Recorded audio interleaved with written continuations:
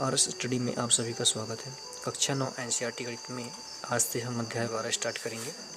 ठीक है, अध्याय 12 हीरोइन का सूत्र है। तो इसमें हम त्रिभुज का क्षेत्रफल निकालेंगे। त्रिभुज का क्षेत्रफल का जो सूत्र होता है वो होता है 1/2 आधार गुणित ऊंचाई। जब हमें किसी त्रिभुज में आधार दिया हो और इसकी ऊंचाई दी हो तो हम इस तरह का सूत्र उपयोग करते हैं।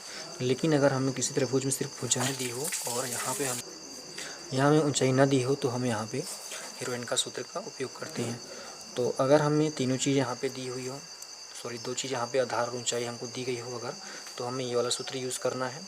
तो यहाँ पे 1/2 का 1/2 जाएगा, आधार यहाँ पे हो जाएगा ए से लेकर बी तक का, और सी डी यहाँ पे इसकी ऊंचाई हो जाएगी।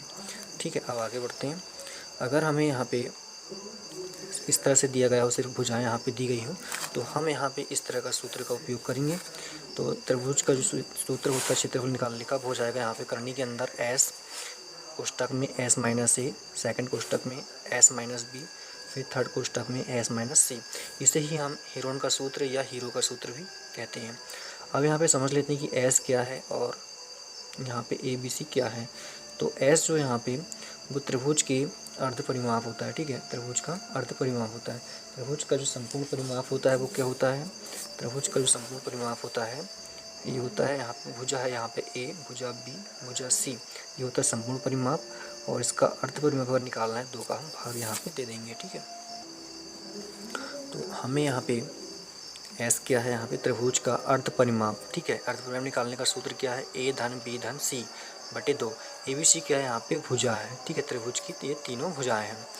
ये तो हुआ त्रिभुज के लिए। अगर हमें चतुर्भुज का परिमाप निकालना हो हीरोइन के सूत्र से तो कैसे निकालेंगे? तो चतुर्भुज का क्षेत्रफल हीरोइन के सूत्र से निकालने के लिए हमें सबसे पहले चतुर्भुज में विकर्ण होना अति आवश्यक है। जब बीच से हम चतुर्भुज का जो विकर्ण है वो 2 त्रिभुजों में इसको विभाजित कर देता है। ठीक है, एक त्रिभुज यहाँ पे क्या बन जाता है, ये वाला, और सेकंड त्रिभुज यहाँ पे ये वाला बन जाता है।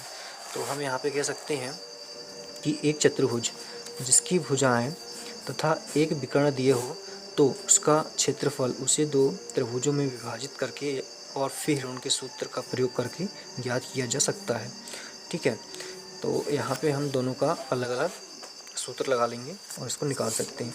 जैसे कि यहाँ पे सबसे पहले जैसे कि सूत्र लगाएंगे हम हीरोइन का, तो एस माइनस, पहले ये वाला अगर त्रिभुज हम लेंगे तो S minus B, S minus A और एस माइनस ई। ठीक है, इस तरह से प्रथम त्रिभुज के लिए।